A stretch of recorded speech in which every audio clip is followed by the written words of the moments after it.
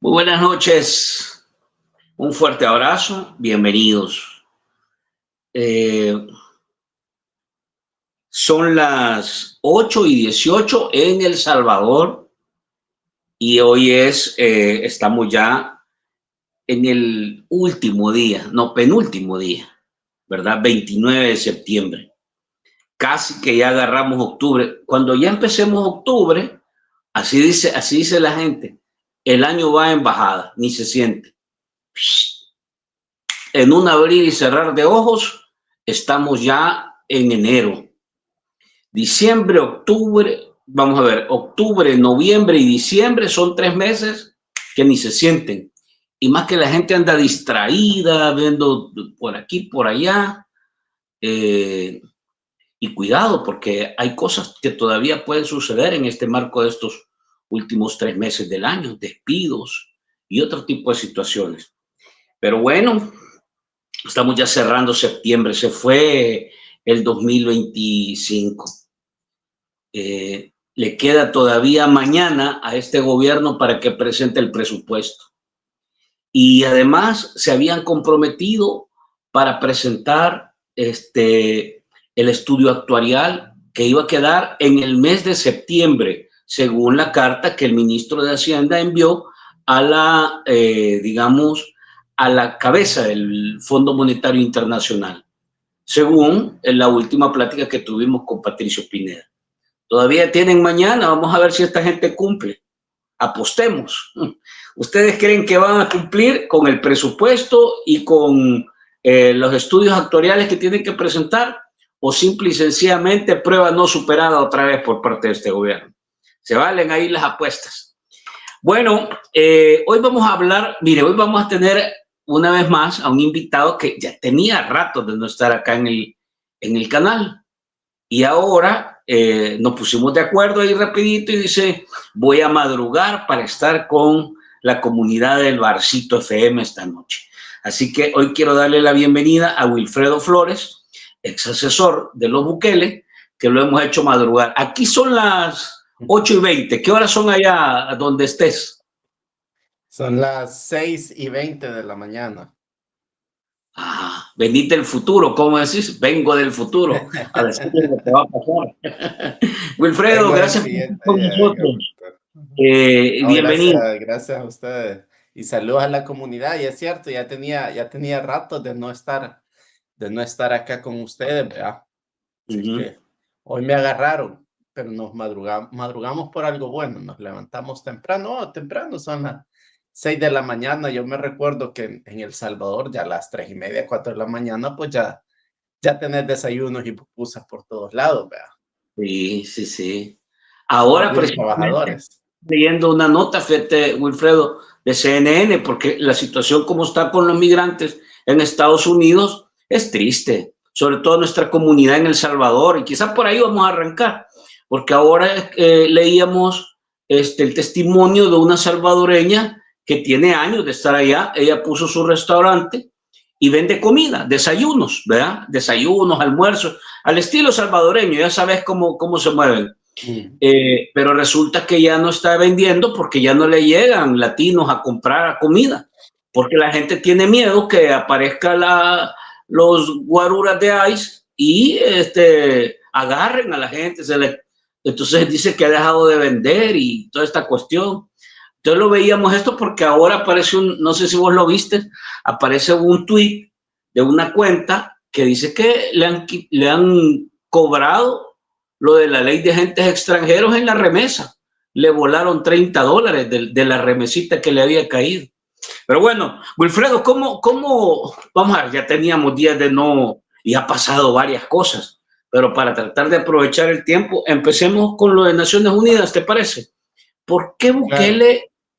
Bukele decide, vamos a ver, este no es un escenario que uno va a pasear o a tratar de ver ahí, o sea, hay tanto lobby que hacer, sobre todo con una lógica que llegan todos los presidentes, y esta ha sido una ceremonia de Naciones Unidas con un planteamiento bastante tenso, sobre todo en un momento cuando la globalidad está moviéndose.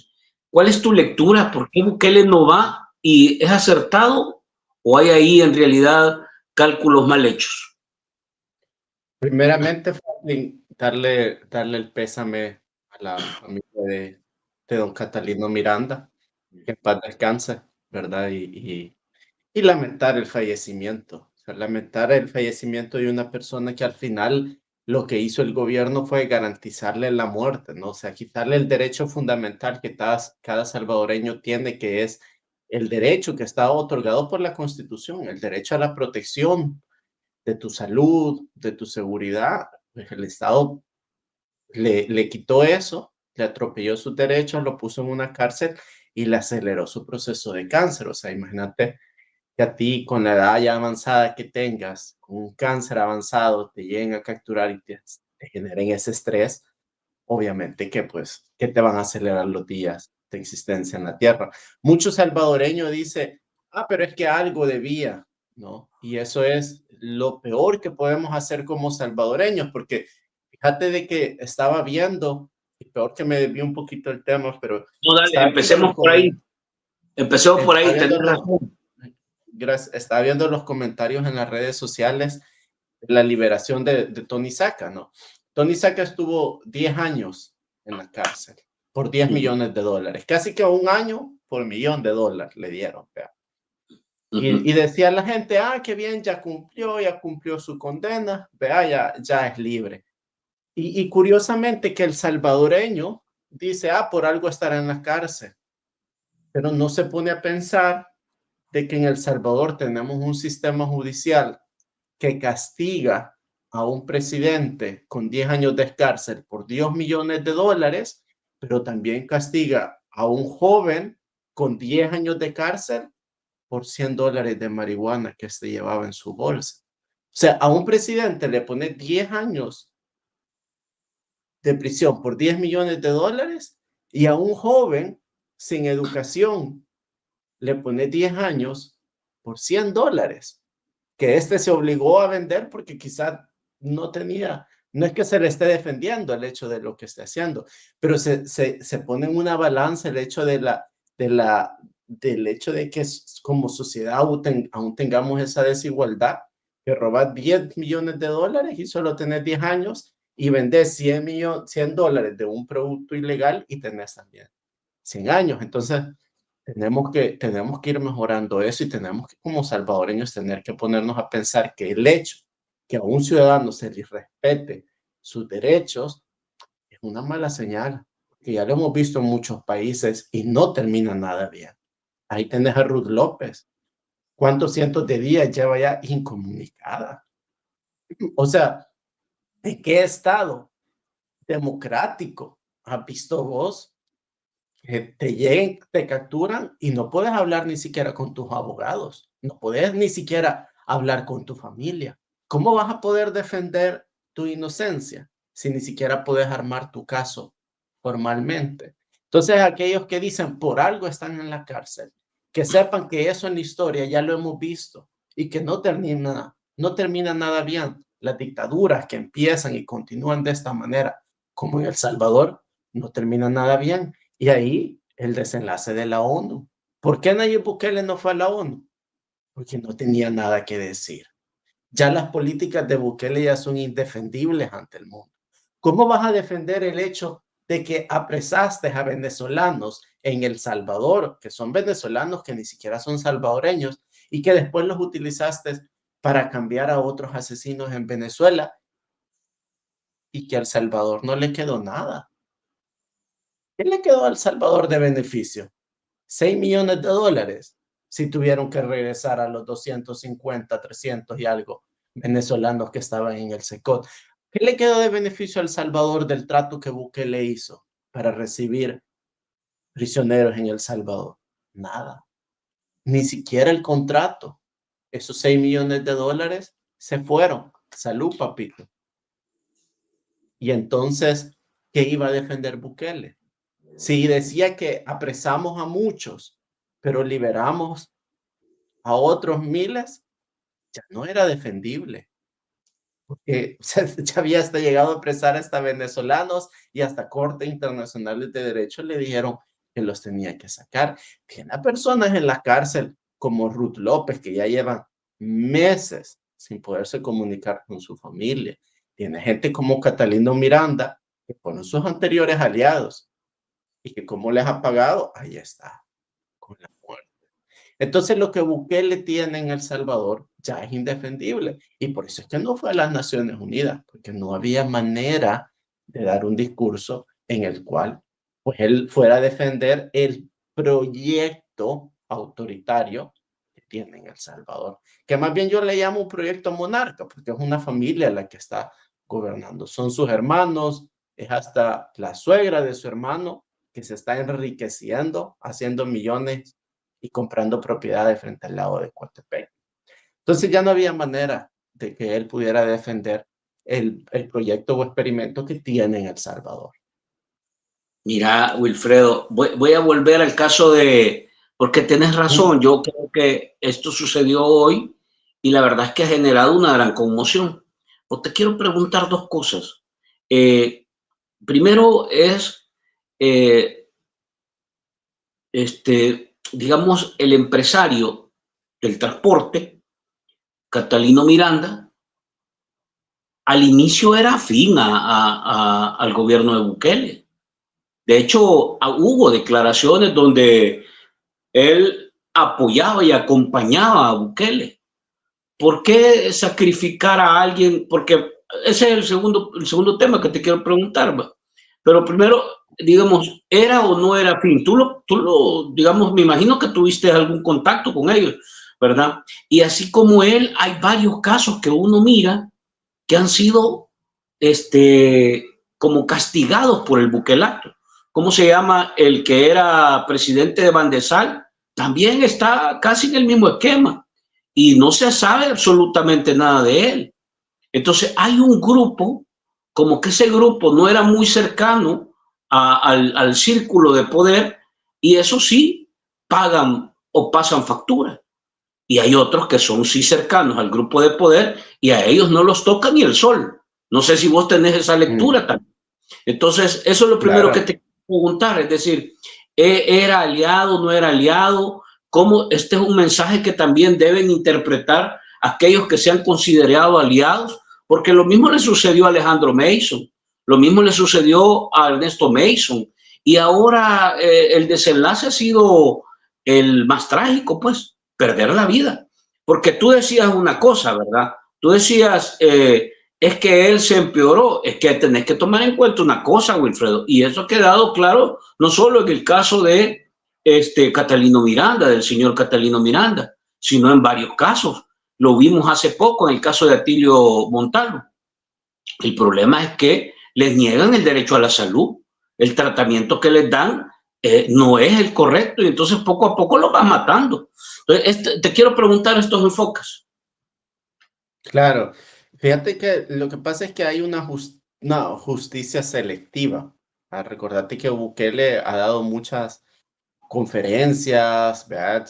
Tenía la fama o le gustaba ahí hace unos años aparecer con todo su gabinete y los ministros y junto al fiscal general y ordenarle al fiscal que investigara a ver la corrupción, que yo no quiero ser por el corrupto. Entonces, cuando tú te das las ínfulas o quieres destacarte por combatir la corrupción, alguien va a tener que pagar esos platos rotos, pues, o sea, alguien va a tener que salir en la foto diciendo, miren, estamos combatiendo la corrupción, pero es un combate a la corrupción selectiva, porque, o sea, de que tu círculo no lo estás tocando. Y ahí tenés círculos, como por ejemplo el círculo de Lorena Romero Medina, que es la suegra de Yusef Bukele, que la semana pasada aparecía en una investigación en la que se le descubrieron que habían recibido terrenos en el lago de Ilopango, cosa que hemos venido denunciando. Hemos venido denunciando que incluso se han comprado un apartamento en Miami. O sea, ¿te recordás del apartamento de Cosavi? Que ahora hemos sabido, nosotros ya ¿te recuerdas? En este programa lo hemos venido denunciando con nombre y apellido, que la señora Lorena Romero Medina, que es suegra de Yusef Bukele, era la encargada de tener contacto con empresarios, ¿no? Y de llevar incluso comisiones y su oficina estaba al lado de Javier Sabla en la oficina nacional del Partido Nuevas Ideas. O sea, tanta influencia tenía la señora que estaba al lado del primo de Nayib Bukele y al lado del presidente del Partido Nuevas Ideas. Y ella se rodeaba con todos estos empresarios, también como Catalino Miranda. Entonces, esa su justicia es selectiva porque toca a esas personas que orbitan alrededor, ¿verdad? De Carolina Recinos, de Lorena Romero Medina, de Sofía Medina, de Javier Sabla, pero no toca a los verdaderos corruptores del Salvador. Porque la corrupción existe no porque existan empresarios. La corrupción existe porque existen políticos corruptos que te piden el 10% para darte un proyecto o para darte una licitación o para decirte este transporte de buses del Ministerio de Educación va a ser tuyo, pero a cambio de eso nos vas a dar estos beneficios. Por eso existe la corrupción. Entonces, si querés combatir la corrupción, no tenés que combatir los círculos exteriores de la corrupción, porque esos son los que han sido obligados a ser corruptos. Esos han sido los que han sido obligados a pagarle el 10% a los políticos. Porque señores como Catalino Miranda siempre han existido en El Salvador. Y él siempre fue un empresario que yo creo que todo el mundo lo reconoce por la carrera empresarial que él se forjó en El Salvador. O sea, por ser un empresario que todo el mundo sabe que era el empresario mayoritario de buses en El Salvador. Entonces, personas como estas ya saben jugar en el sistema financiero. Y a quienes tenés que combatir son en esos políticos que son los que se dejan corromper, que hoy por hoy en El Salvador son todo el gobierno de El Salvador. Entonces, lo que existe en El Salvador es eso, es para una foto, ¿verdad? Para que el fiscal general pueda decir, miren, estamos combatiendo la corrupción. Y obviamente se llevan a todos aquellos que, o uno, en algún momento los apoyaron y después dijeron, miren, aquí no hay algo bien, o dos, quizás los apoyaron, llegaron a algún acuerdo monetario y no les entregaron la cantidad de dinero a los Bukele que estos esperaban recibir como mordida. ¿Y que les tocó?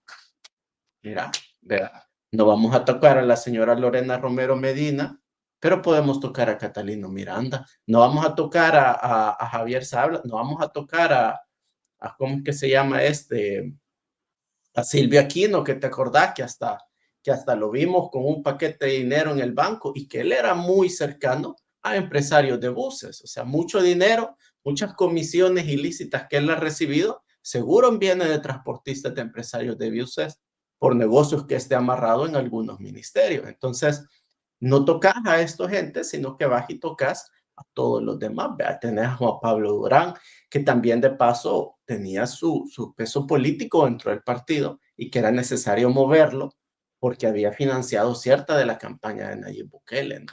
Y que claro, al haber financiado cierta de la campaña de Nayib Bukele, pues tenés cierta información y mejor, ¿sabes qué? Quédate encerrado en una cárcel a que vayas donde los gringos a hablar, ¿verdad? Y también tenés a Cristian Flores, por ejemplo, que fue otro empresario que él originalmente iba a ser candidato para la alcaldía de San Miguel. Pero la alcaldía de San Miguel se le había prometido Nayib Bukele a Will Salgado porque Will Salgado estaba con el partido Gana.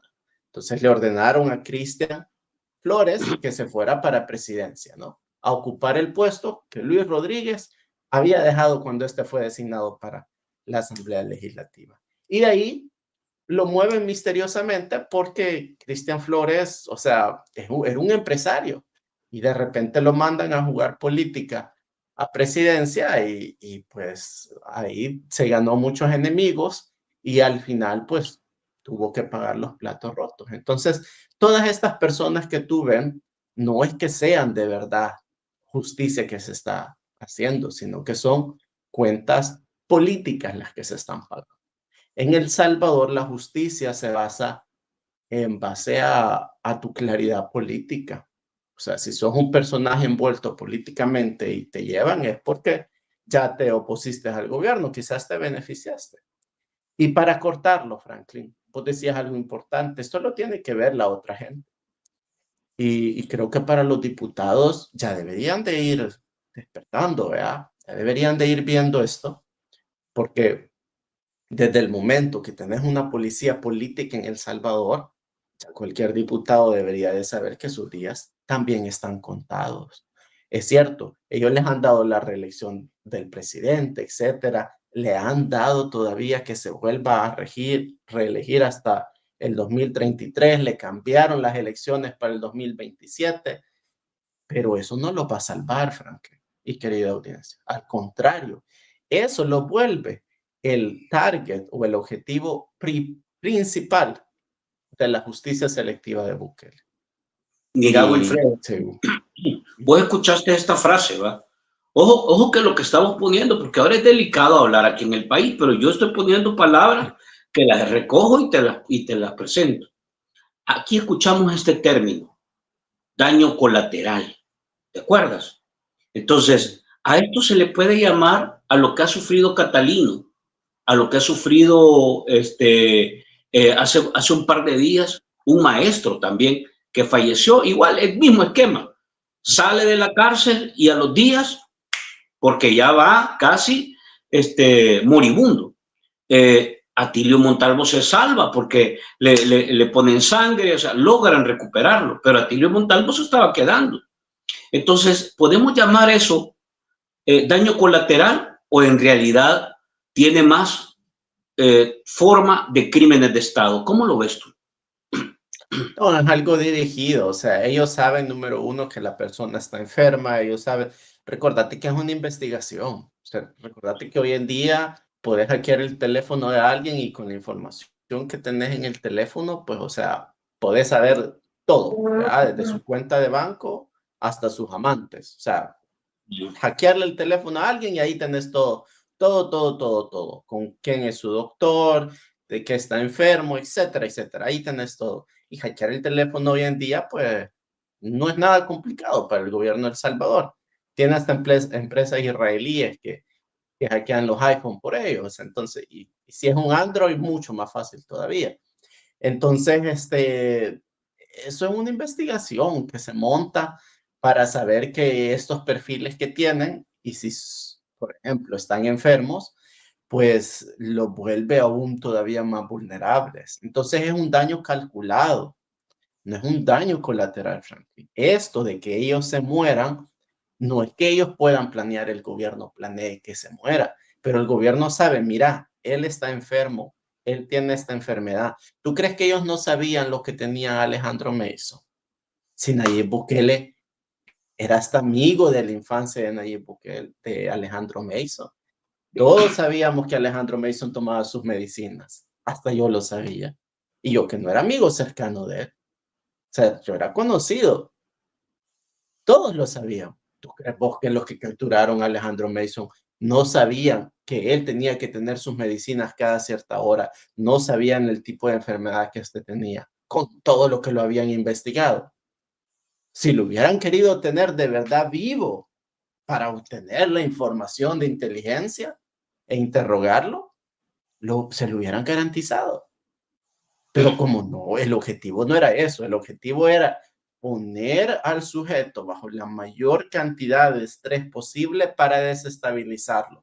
Porque si el sujeto, eso es lo que te mandan los procedimientos de operación de inteligencia que estos han copiado. O sea, recordate que estamos hablando de gente del organismo de inteligencia del Estado y de la Policía Nacional Civil, expertos en inteligencia que ejecutan estas acciones. Y estos han estudiado cómo desmontar moral y psicológicamente a una persona. Y dentro de esos procedimientos dice que si una persona se encuentra bajo circunstancias excepcionales de estrés, es decir, una enfermedad o un padecimiento que le exige tomar sus medicinas a cierto tiempo, lo califica como un sujeto vulnerable para estrés externo. ¿Y quiere decir eso? Lo capturas, lo pones como está Ruth López, que por cierto, Ruth López corre mucho peligro, ya vamos a hablar sobre eso, pero lo pones en una celda oscura, incomunicado, con bastante humedad, le baja el estrés, no sabes si es de día o si es mañana, le pones música a alto volumen, le pones una gota constante que cae y lo desestabilizas. Y entonces, ¿qué pasa? La persona que ya tiene un estrés como Alejandro Mason o como Catalino Miranda, ¡pum!, le aceleras el proceso. Entonces, todo esto son procesos calculados. Ellos saben hasta qué comes, hasta qué desayunas, saben qué medicina tomas para tu enfermedad, saben lo que te dijo el doctor en tu última entrevista con el doctor. Todo eso ellos lo saben y lo van a utilizar en tu contra. Y ahí tenés el caso de Catalino Miranda. Ahí tenés el caso de Ruth López, que corre mucho peligro. Y ojo, ojo salvadoreños, ojo Franklin. Ruth López corre hoy por hoy mucho peligro. Y te lo digo con la mano en el corazón y con el temor, sabiendo de que ella corre mucho peligro. ¿Por qué? Porque las señales nos indican eso. Primero que nada, no tenemos ninguna información sobre ella. Ni siquiera con contactos externos hemos sido capaces de obtener información. Es decir, hoy por hoy lo único que sabemos es que el gobierno se la llevó. Si nos dicen que lo tienen en cierto penal a ella, ni siquiera eso podemos confirmar. ¿Cuántos meses después pudimos confirmar dónde estaba Alejandro Meizo? Tuvo que pasar un buen tiempo para saber que estaba después de unos meses en las Bartolinas de la DEA. En el caso de Ruth López, se sospecha que podría estar en algún lugar, pero confirmaciones certeras que haya llegado un organismo internacional de derechos humanos o la familia o el abogado a verla, no lo sabemos. Ruth López hoy por hoy puede estar en una de las clases clandestinas del Ministerio de Seguridad y Justicia, las mismas que le decomisaban a los narcotraficantes y que hoy ellos utilizan para montar operaciones clandestinas. Ahí puede estar Ruth López. Ruth López puede estar y está sometida bajo tortura psicológica en este momento. ¿Por qué? Porque la tortura psicológica no es solo que te pongan música a alto volumen o que te pongan agua con un trapo en la boca. La tortura psicológica también implica que no te dejen comunicar con tu familia, que no te dejen comunicarte con tu abogado, porque estás encarcelada, no estás secuestrada. La Constitución te da el derecho de tener la comunicación con tu familia porque el Estado nunca puede secuestrar a uno de sus ciudadanos. Lo que el Estado le está haciendo a Ruth López se llama secuestro político, no encarcelamiento. Entonces, Ruth López, ¿por qué están callados? Porque no la han sacado ante el público. Raro que Bukele, todo el fin de semana la gente pasó hablando sobre el cumpleaños de Ruth López y él calladito. En otro hubiéramos tenido, ¿verdad? ¿No te parece extraño? No, pero eso te iba a preguntar. Logramos hablar con el esposo y logramos hablar con la hermana y ambos nos confirman que han hecho todos los intentos, han ido a los centros penales, han tocado instituciones, todas las instituciones posibles, han preguntado, abogados, y no tienen información desde el 4 de julio que la sacaron a la audiencia. Y tienes razón tú. Entonces yo te quiero preguntar aquí, ¿qué hay detrás de este silencio oficial? No solo sobre el caso emblemáticos como Ruth, como el doctor Enrique Anaya, como Fidel Zavala, como el pastor y ¿cómo se llama? Y el abogado de la cooperativa El Bosque. Sino también casos como este de Catalino Miranda, que fallece, prácticamente lo sacan a morir y nadie dice nada, nadie habla, silencio total. Entonces, ¿qué hay? ¿Por qué el gobierno se esconde en cifras de que, ¿cómo se llama? 1000 días sin homicidio, ¿verdad? Y al inmediato le están diciendo que esos números no cuadran. ¿Por qué evita? Entenderíamos a partir de lo que hemos venido escuchando de expertos que han manejado este tema de cifras, de que el caso de Catalino Miranda no entra en muertes aquí en este país, porque venía de la cárcel. Eso es más o menos. ¿Por qué por qué ese manejo, el silencio? ¿Qué hay detrás de todo esto en tu lógica, Wilfredo? El problema es la policía. Ya no existe una policía independiente en El Salvador. Con esto no le quiero decir al policía común y corriente que se sienta ofendido, que desvaloramos su labor. No, obviamente el policía, él no es culpable de que sus directores hayan decidido de repente convertirse en una policía política. Y la policía sigue efectuando sus labores de patrullaje como lo hace antes. Pero el enfoque principal de la policía se ha cambiado de proveer seguridad y de combatir preventivamente las pandillas a prácticamente patrullar con el ejército y acompañar el aseguramiento político de los Bukele. O sea, todos estos movimientos que tú ves de, por ejemplo, meter en la cárcel a Ruth López, al doctor Anaya, a Catalino Miranda, a Alejandro Mason, son movimientos políticos y están hechos por la policía política de Bukele, que hoy por hoy domina. ¿Y por qué decimos que es la que domina o la que manda dentro de la institución policial en este momento? Uno, porque desde la muerte de Arriaza Chicas no se ha nombrado director de la Policía Nacional Civil. Eso quiere decir que la institución policial todavía depende de la aprobación de alguien de Casa Presidencial para firmar hasta el pago de la señora que hace limpieza y para firmar hasta la compra de los refrigerios para los policías. Hasta para la compra más mínima de 1 centavo necesitan la aprobación de alguien de Casa Presidencial. Entonces la Policía Nacional Civil ya no tiene independencia operativa. ¿Verdad? Ahora necesita reportar todo a Casa Presidencial, lo que le quita la autonomía a Casa Presidencial. 2 semanas antes de morir, Arriaza Chicas envió una carta, esa la pueden ver en un reportaje que hizo El Faro hace casi 2 meses. Hay una carta en la que Arriaza Chicas le hacía saber al dictador Nayib Bukele que se había establecido una policía política 2 semanas antes de morir, imagínate. Arriaza Chicas le estaba diciendo a Nayib Bukele: tengo investigaciones y tengo pruebas claras que hay gente dentro de la policía que no está haciendo sus labores policiales, sino que está totalmente dedicada, junto con otros organismos policiales, a hacerle el papel de policía política. Eso fue cuando murió Arriaza Chicas. Ahora que ya no es director de la institución policial, imagínate cómo debe estar, porque movieron al único que tenía el historial como para decirle a los Bukeles: momento, la policía no hace eso. Porque Arriaza Chica pudo haber tenido problemas de derechos humanos acusado por la embajada americana, pero hasta cierto punto no era tonto y sabía que si él seguía ese camino, en algún punto de una corte internacional lo iba a dar.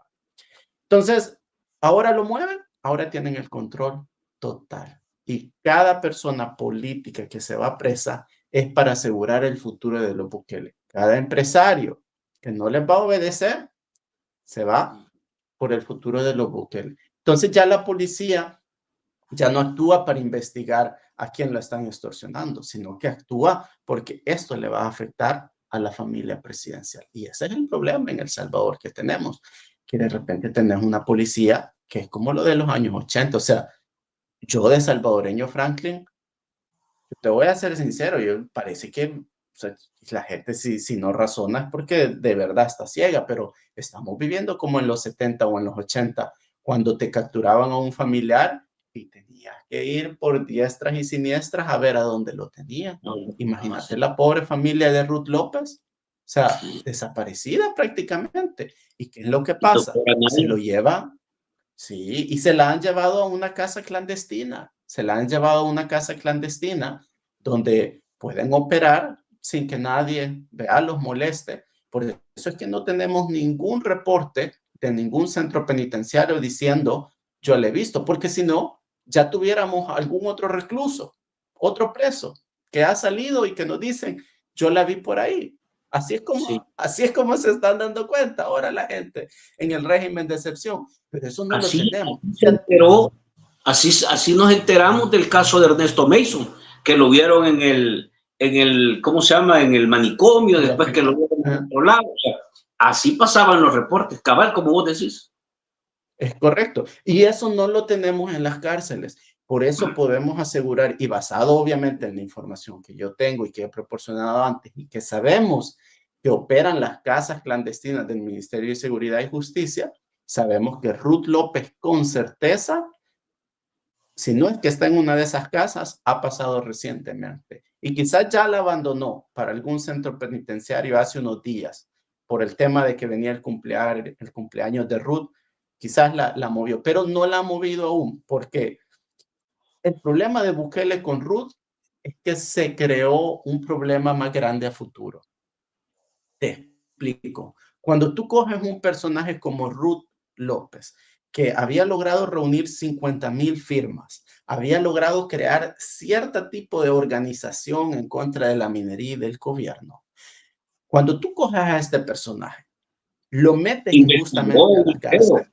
por data, investigaciones de corrupción, investigaciones de fraude electoral, investigaciones de mal manejo de recursos, de falta de transparencia. Todas esas investigaciones son las que Cristosal y Ruth, como directora del área de corrupción, ahí están los videos en las redes sociales.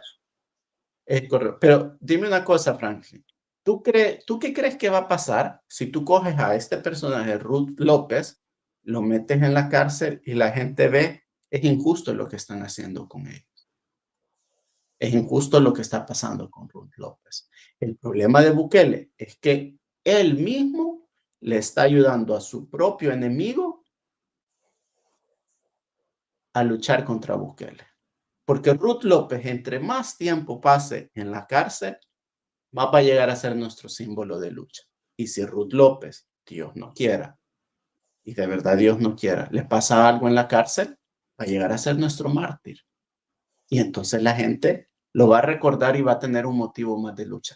Cada día más que Ruth López pasa en la cárcel, es cierto, es una voz que cae en contra de Bukele, pero es una voz que también es recordada.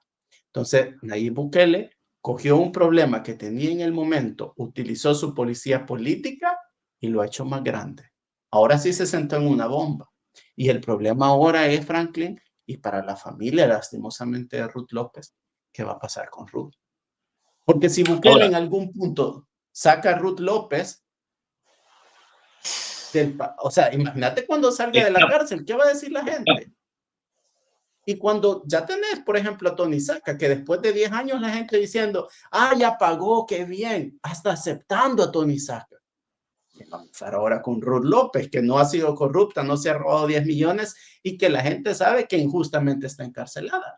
¿Cómo le va a políticamente. subir el apoyo? ¿Cómo le va a subir el apoyo político y popular a Ruth López cuando ésta salga de la cárcel? Ese es el problema. Que Bukele, ¿cómo lo va a evitar? Y ahí te encontrás con una realidad dura y fría. Que a Bukele no le conviene que ninguna persona que está en la cárcel políticamente salga viva. Y eso es lo peor. Aquí te voy a dejar entonces para cerrar este capítulo y nos vamos a los comentarios porque tenemos varias cosas ahí. ¿Cómo queda entonces esta resolución de la CIDH donde pide medidas de cara al doctor Enrique Anaya y Ruth Eleonora López? Mm. Los abogados y expertos te dicen que el país tiene convenios firmados y que debe de, ¿cómo se llama? Sí, De, cumplirlos. de cumplir, ¿verdad? Se te fue la cámara. Y, y, Ah, y el caso de, he escuchado al gobierno no hablado, nadie, ningún político, ni diputado, es que lo que hacen estos es callarse, eso es bien jodido, o sea, esa política de callar a todo el mundo cuando tenés una situación como esta, en realidad también lo deben ir interpretando la comunidad internacional también, pero se han callado y los que han hablado son los analistas, estos, los expertos que andan ahí, que lo que han dicho es que El Salvador debería hasta de salirse de ese sistema centroamericano y ese, bah, ¿cuál es la exposición que tiene ya a esta altura el gobierno de Bukele cuando la CIDH le manda medidas precautorias como estas y le dice aplique? Y simple y sencillamente no va a hacerlo. Acuérdate que aquí está el Fondo Monetario Internacional también. Mira, es difícil sacar una lectura de si el Fondo Monetario Internacional o si algunos organismos monetarios o financieros van a decidir sobre posibles préstamos futuros basados en si Bukele respeta o no los mandatos de la Corte Interamericana de Derechos Humanos, pero es obvio que sí es un referente. Sí, la comisión, o sea, pero es un referente, porque el detalle número uno es que Bukele, sí es cierto, no está obligado, en el sentido obligado a respetarlo, porque nadie va a venir con un ejército, una policía a decirle, hacelo, o van a venir y sacar a Ruth González, a Ruth López y obligarlo. Pero él sí está obligado a hacerlo en el sentido de que se han firmado convenios.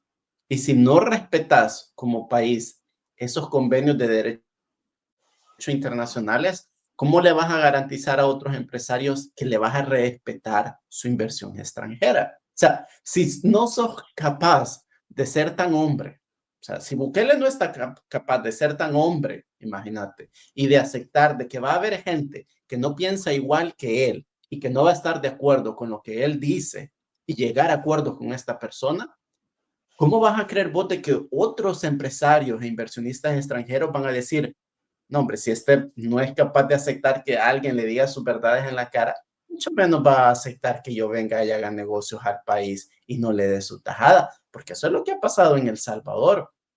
¿Por qué crees que la inversión extranjera se ha disminuido? Mira las tasas de inversión extranjera o los porcentajes o las cantidades del año 2024 y la que viene para el año 2025 va a ser igual. Vas a ver que el país que menos inversión extranjera ha traído ha sido El Salvador. Es más, en el 2024 Nicaragua duplicó Franklin. La dictadura más larga y más conocida en Centroamérica logró duplicar Y más el criticada. atraer inversión extranjera. ¿Y cómo es posible que el dictador más cool del mundo, con súper seguridad, no hayamos podido ser capaces de atraer más inversión extranjera que Nicaragua? Y si alguien dice, sí, pero es que Nicaragua es más grande, pero con lo que El Salvador tiene que ofrecer, con la cantidad poblacional, con la proporción de recursos, o sea, no hay manera, no hay excusa. Lo que pasa es que cosas como estas son las que ahuyenta a los inversionistas extranjeros. Porque cuando en un país no sos capaz de tener los huevos, y esto va para Bukele, porque el que no tiene los huevos acá es Bukele, el que no es totalmente hombre, discúlpame, el que es maricón, acá en este caso. Porque es mariconada no aceptar que te digan ciertas cosas y que a vos no te gusten.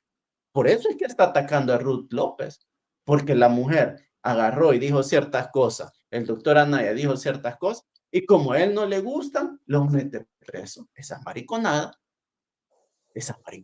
porque no sos suficientemente hombre como para ponerte los pantalones y decir, aceptar que va, sos el presidente, hay cosas que no te van a gustar, hay cosas que la gente no va a estar de acuerdo. Está bien, son salvadoreños, tienen el mismo derecho de vivir en el mismo país que vos, pero es mariconada que no la aceptes. Y eso los inversionistas extranjeros lo ven y eso baja la disminución de inversión en El Salvador, pues.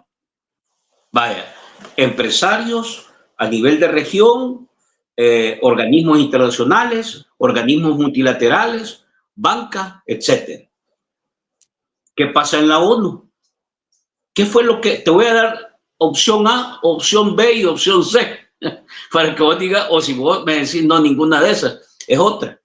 ¿Fue miedo al escrutinio internacional o un cálculo político interno o simplemente tu lectura es que Bukele ya no logra sostener su narrativa frente a la comunidad internacional que ahora lo ha visto cometer todo tipo de arbitrariedad y ha sido mundial, porque ha circulado por todos los periódicos, medios, etcétera, revista Times, el New York Times, o sea, por todos lados. ¿Cuál es la opción? ¿Qué es lo que está moviendo a Bukele? ¿Por qué se esconde? ¿Por qué se aísla? ¿Por qué evade? ¿Por qué rehuye? Yo diría todas las anteriores. Yo diría todas las anteriores, ¿no? Es que ya tenés una acumulación, o sea, ya tenés 7 años de gobierno en los cuales ya es indefendible el modelo Bukele, o sea, ya ese modelo Bukele ya no existe. Lo único que lo está haciendo como quedar un poco vivo que todavía tenés agentes extranjeros pagados por dinero de los salvadoreños, con impuestos de los salvadoreños. Todavía tenés agentes extranjeros que están defendiendo el supuesto modelo Bukele. Ahí tenés esa señora Macarena Olona, que yo he denunciado, que fue el primero en denunciar, que estaba recibiendo dinero del Estado, que yo la confronté en un Twitter y ella me decía, bueno, si yo lo recibo, ¿y qué? Pues, o sea, y hasta él confesaba que tenía los mismos asesores que Bukele, ¿no? O sea, los venezolanos y todo eso. Entonces, estos son los únicos personajes que todavía, pues, mantienen un poco, pero que ni siquiera son bien recibidos. Es ridículo tener a una política española hablando en España de, oh, cómo Bukele es increíble, cuando sos política española. O sea, al público español le interesaría saber qué vas a hacer en España, no lo que está pasando en una nación de 6 millones de habitantes al otro lado del planeta, que tiene la misma población que toda la Comunidad de Madrid. O sea, España es mucho más grande poblacionalmente y económicamente. Entonces, poner de ejemplo a un país pequeño solo denota la baja capacidad intelectual como política que tenés, Macarena Olona. O sea, ¿me entendés? Si querés replicar el modelo de un presidente de un país de 6 millones en España, como que no queda, ¿no? O sea, estás hablando de replicar un modelo de un país que apenas tiene un Producto Interno Bruto, que un 3% del Producto Interno Bruto español. O sea, no hay manera, no hay manera. Entonces solo denota el bajo coeficiente intelectual de Macarena Olona al venderse, porque número uno es una vendida, y número dos, denota el bajo coeficiente intelectual al no saber de que no se puede aplicar el modelo de un país pequeño en una casi potencia mundial como España, que está incluso entre los 8 países más grandes del mundo. Pues, o sea, no hay manera. Entonces, respecto a lo que tú me dices de las Naciones Unidas y Bukele, que sí que fue, pues, fue una combinación de muchas cosas. O sea, número uno, ya no hay manera de defender su proyecto. O sea, lo veas donde lo veas, ya ni vamos a gastar saliva describiéndolo porque la gente acá ya lo sabe, el público internacional ya lo sabe. Número dos, obviamente es una lectura de que si él va, iba a generar más desgaste. O sea, porque tenías que era el primer año del discurso de Donald Trump. O sea, por primera vez iba a llegar Donald Trump a dar un discurso. Entonces, ¿para qué iba a llegar Bukele? Si nadie lo iba a escuchar, nadie iba a estar. Donald Trump no se iba a quedar sentado a ver el discurso de Nayib Bukele. No. O sea, entonces como Nayib Bukele, vea, él se creó un señorito, entonces dijo, ¿para qué voy a ir si nadie me va a ver? Vea, etcétera, etcétera. Y tenés también internacionalmente que hay un conflicto a todo dar en Israel, vea, tenés un conflicto a todo dar en Ucrania en este momento, tenés conflictos en África, entonces no iba a ser para nada relevante y no iba a generar ninguna noticia el hecho que Bukele llegara, o sea, entonces pues no iba a ser aprovechable mediáticamente. Recordate que tenés un país que prioriza lo mediático sobre lo de verdad beneficioso para la gente, pues, o sea, y eso lo ves en el día a día del Salvador. Vamos a los comentarios, porque ahí tengo una gran cola.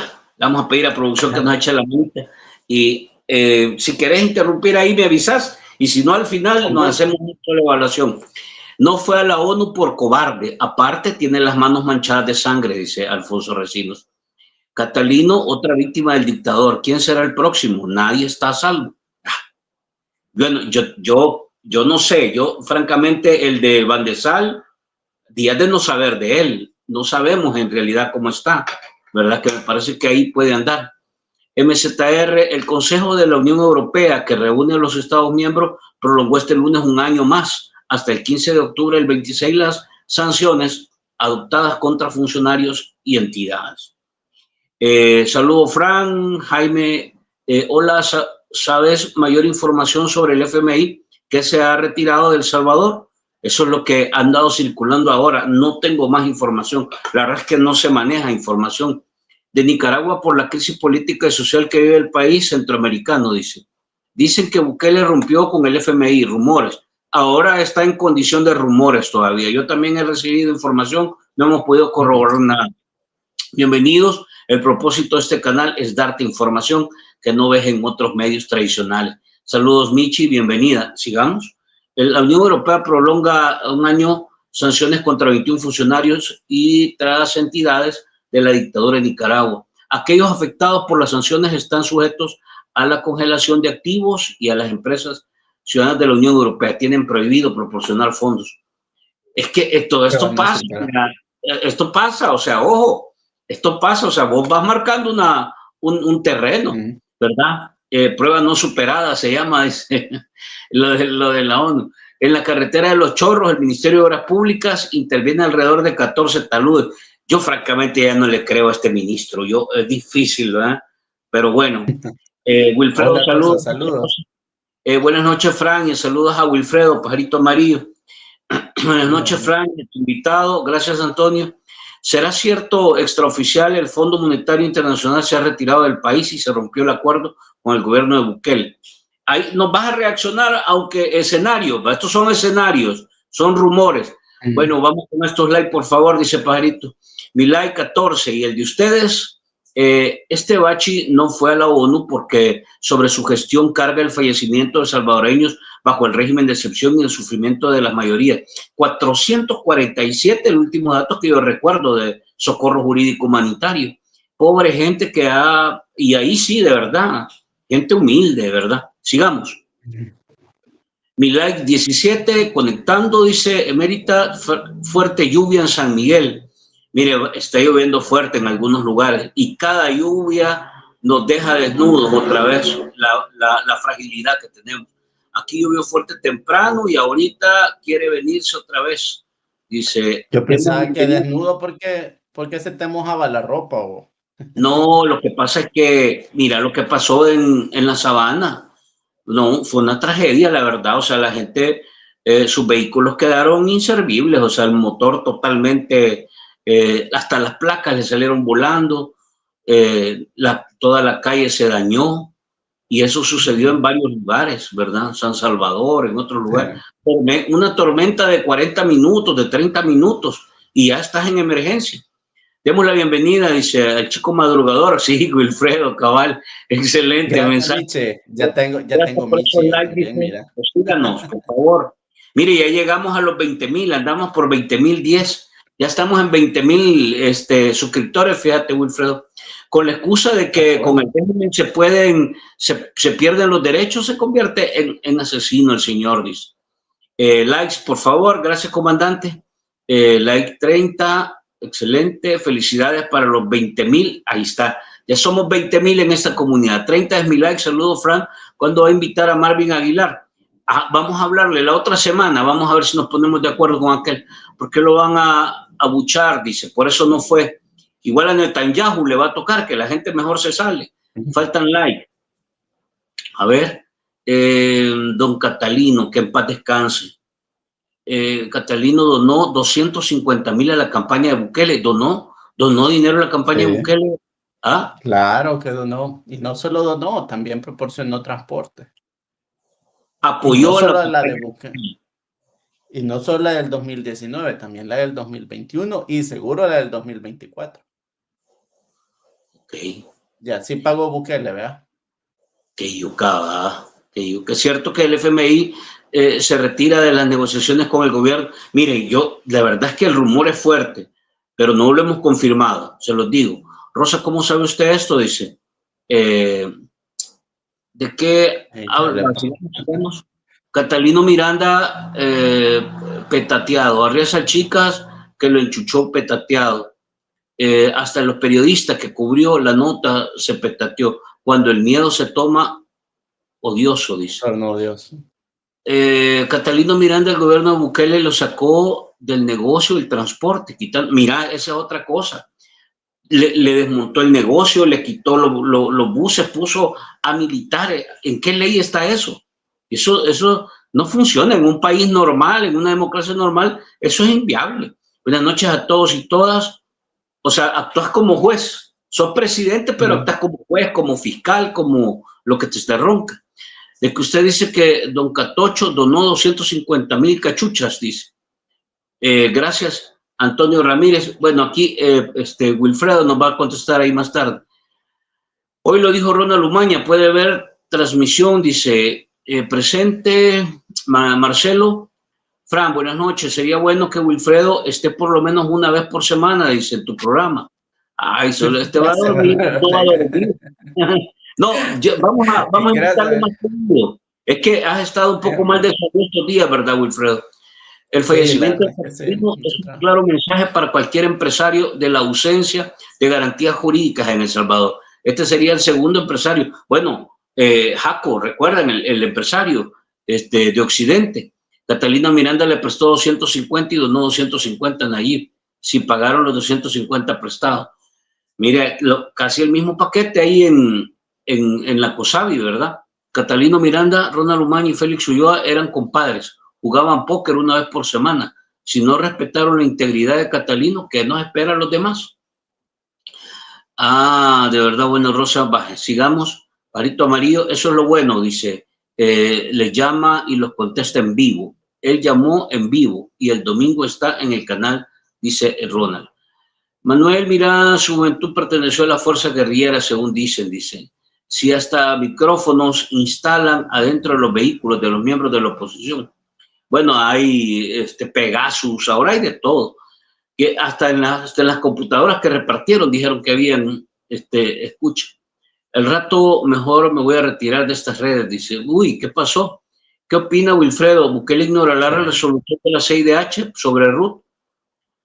A Ruth la tienen incomunicada por una simple razón, ¿verdad? Estaba escuchando el en vivo equivocado.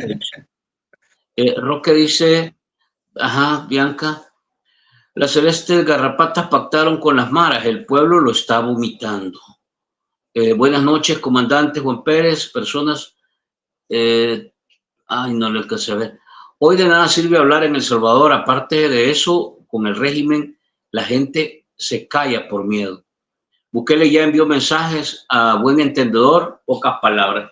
Voy a pedirle a producción que siga los comentarios y te dejo, Wilfredo, para poder responder. Sí. Alguien dijo ahí si va a respetar lo de la CIDH. No, no lo va a hacer. O sea, no lo va a hacer porque va a salir con la misma excusa que salió con Trump cuando se reunió en la Casa Blanca. ¿Te recordás que dijo, ay, ¿cómo vamos a enviarles a un criminal de nuevo a Estados Unidos? Entonces, se va a justificar diciendo de que pues Ruth López está ahí porque hay un proceso de corrupción que está siendo investigada, etcétera, etcétera. ¿No? Eso es lo que él se va a excusar. Seguramente en algún momento, quizás algunos días, horas, semanas, va a sacar un tweet diciendo muchos la han intentado defender, aquí están las pruebas, ¿no? O ella ha sido juzgada, o no va a decir nada simple y sencillamente, pero no la va a respetar, no va a respetar eso, y quizás a lo mucho que va a llegar es a sacar un video parecido al que sacó con Alejandro Mason. ¿Te recordás que estaba Alejandro Mason todo torturado con una camisa de fuerza frente a una cámara en el que un policía le leía como su proceso de detención, etcétera? No sé si te recordás de eso, Franklin. Entonces, sí, a lo mucho eso va a llegar. De ahí, había alguien que decía ahí algo interesante sobre Catalino Miranda, no me recuerdo si sobre el dinero prestado y todo eso. Recuérdense que en campaña no es... Sí. En campaña no siempre es dinero. O sea, es cierto, sí hubo dinero en efectivo, pero mucho de lo que Catalino dio fue lo que él tenía. O sea, buses. O sea, tenés el bus operativo ahí, tenés el personal y lo que más necesitas en campaña es movilización. Lo que más necesitas es movilización. ¿Cuántos eventos hizo Nayib Bukele? Fue a la Unión, inauguró en la Unión, estuvo en Santa Ana, estuvo en Aguachapán, estuvo en La Libertad, estuvo en Chalatenango. Y para todos esos eventos necesitaba acarrear gente.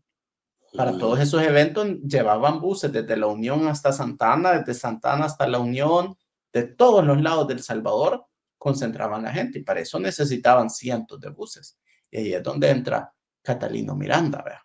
Entonces, sí, ¿no? Cientos de miles de dólares, ¿no? No solo en efectivo, sino que también en bienes, es decir, en buses, en servicios de transporte, etcétera, etcétera. Y eso para un empresario, pues, es costo, es dinero, ¿no? Entonces, es un alto costo. Alguien decía también ahí, fíjate, ahí sobre qué nos espera a nosotros. Si eso le está pasando a Catalino Miranda, que jugaba póker con Félix Ulloa, ¿qué nos espera a nosotros? Y fíjate que tiene toda la razón. Usted, creo que con esto hasta podemos terminar el programa. Usted ha resumido lo que exactamente tendría que pensar el salvadoreño común.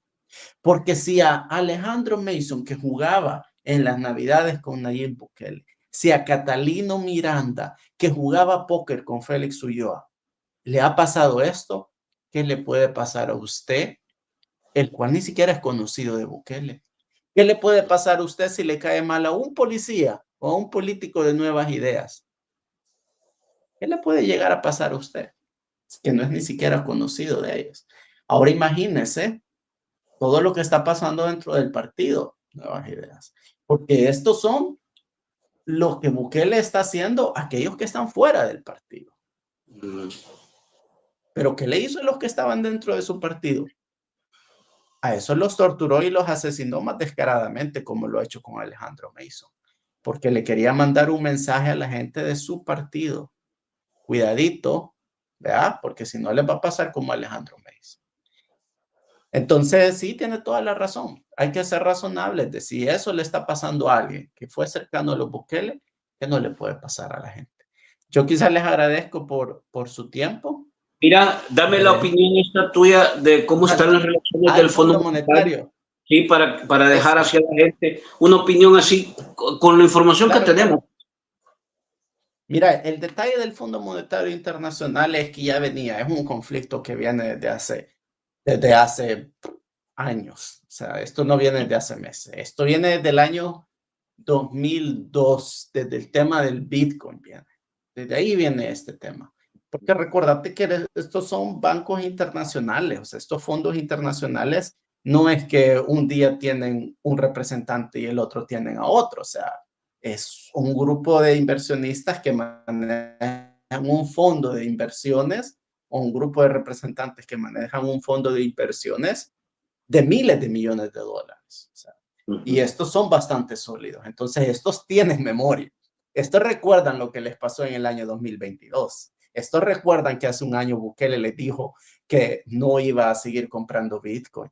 Estos recuerdan que Bukele les dijo, miren, voy a ser transparente en cuanto a las inversiones o las compras del Estado. Ellos lo recuerdan porque le están prestando miles de millones de dólares. No le están prestando $50 como uno le presta a su amigo. Estos tienen memoria. Entonces, esto es un problema que ya viene de años y que se ha ido aumentando en los últimos meses, porque en septiembre del año pasado, si ustedes recuerdan, Bukele prometió que no iba a prestar, ¿verdad? Que iba a ser el primer presupuesto del año 2025 sin deuda externa. Y le prometió al Fondo Monetario Internacional mantenerse transparente, que el gobierno ya no iba a hacer más transacciones en el Bitcoin. El problema que tiene Bukele y la familia Bukele es un manejo de cash, es un manejo de efectivo. Es el mismo problema que todo corrupto y que todo narcotraficante se ha enfrentado. El mismo problema que tenía Pablo de Escobar, que no sabía qué hacer con los millones y ni siquiera sabía cómo lavarlos. Porque los Bukele están extrayendo dinero del Estado, pero tienen que lavarlo de alguna manera. Tienen que limpiar ese dinero. Y hoy por hoy la mejor manera de hacerlo es el Bitcoin. Así es que ¿quién incumplió al final? Bukele, porque le prometió al Fondo Monetario Internacional ser transparente con las transacciones Bitcoin. Y recuérdense que en El Salvador, quien maneja la cartera Bitcoin del país no tiene el nombre de El Salvador, sino que tiene el nombre de Nayib Bukele. ¿Cómo distinguimos las transacciones privadas de las no privadas. ¿Qué excusa le vas a dar al Fondo Monetario Internacional? Wilfredo, en tu lógica, el Bitcoin es un probable detonante para romper la relación Fondo Monetario No y solo gobierno. eso. Hay muchos. O sea, no solo es el Bitcoin. Se trata del tema de las pensiones, porque el Fondo Monetario Internacional no ha desembolsado todo lo que se le prometió a Bukele. Eran diferentes paquetes de desembolso y creo que llegaron a entregar hasta 1.200 millones de dólares al gobierno de Bukele. No han entregado, era hasta 3.000 millones de dólares de paquete, ¿no? Sí. Y no lo han entregado todo. ¿Por qué no le han entregado todo? Porque los paquetes estaban condicionados a que el gobierno de El Salvador iba a cumplir ciertas cosas. ¿Por qué? Lo que le han entregado creo que son 130 millones. No, le entregaron más, creo. Ya vamos a revisar. Acuérdate que le entregaron el año pasado. Y desde ese año ya no le han entregado más. Digamos, de este paquete, que recibió 1.300, 400 millones. Sí. Porque recordate que recibió 1.000 millones que también utilizó para pagar proveedores que tenía deudas atrasadas de hasta hace 2 años dentro de los 1.000 millones. Pero mi punto es, y mi ejemplo va por esta manera. Imagínate, Franklin, que vos tenés un negocio, operás diario con $500, tenés una tiendita, ¿verdad? Y vos operás con $500. Entonces, si vos venís a mí como banco y me decís, mira, Wilfredo, yo quiero aumentar mis operaciones, yo quiero ganar más dinero, ¿verdad? O quiero mantener esto. Yo te digo, mira, ¿y cuántos es tus operaciones diarias? Yo opero $500 diarios, es decir, vos gastás entre 500, pero recibís y tu promedio son $500. Mira, yo lo que puedo hacer es prestarte 1.000, ¿verdad? Y en 6 meses regreso y te presto otros 1.000. Porque si te entrego 2.000 de un solo y vos operas 500 diarios, va a ser demasiada la carga. Entonces no lo vas a poder desarrollar de la manera correcta. Y yo sé que si vos invertís bien los $1.000 diarios que te doy, de acá en 6 meses, me vas a poder pagar la cuota de los 1.000 que te he estado dando, más los otros 1.000 que te voy a aumentar. Por eso no entregas todo el dinero de un solo. Entonces el Fondo Monetario Internacional le había puesto ciertas condiciones al gobierno de Bukele. Si las cumplía, les daba el siguiente paquete. Porque claro, si cumplía las condiciones, indicaba que iba a ser capaz de seguir pagando la cuota mensual, pues, o anual. Pero como este no las ha cumplido, ¿qué te indica eso? Que hay peligro de impago. Y cuando estás invirtiendo 3.000 millones de dólares o prestando, no, disculpa, 1 millón que sea, pero nos vamos. O sea, hay una amenaza. ¿no? Hay una amenaza. ¿Y de dónde viene la amenaza? Primero, fondo de las pensiones. ¡Ey! Ojo, ya sacaste entre 10.000 a 12.000 millones de dólares. Eso es uno, el fondo de las pensiones. Segundo, la deuda.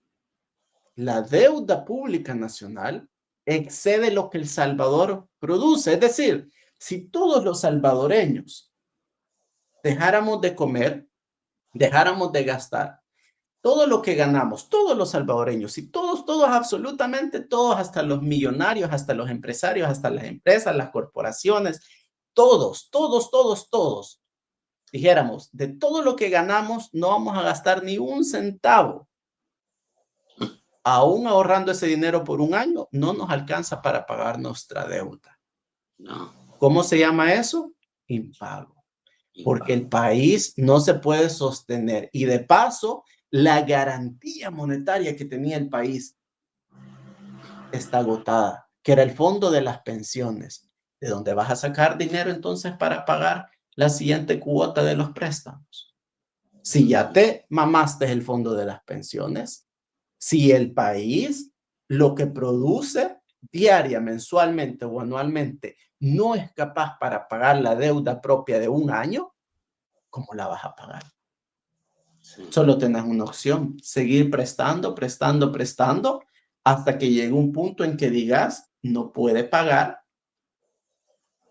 y caes en el impago. Entonces, esas son las razones. Y obviamente tenés que ha habido una inflación, tenés de que los impuestos pues no han sido modificados en la manera que el Fondo Monetario Internacional esperaba. Se necesitaba un reajuste fiscal, se necesitaba un reajuste en el gobierno, pero ojo, lo hablábamos y lo dijimos, el reajuste que el Fondo Monetario Internacional quería no era despedir a más trabajadores, porque eso es un costo mínimo.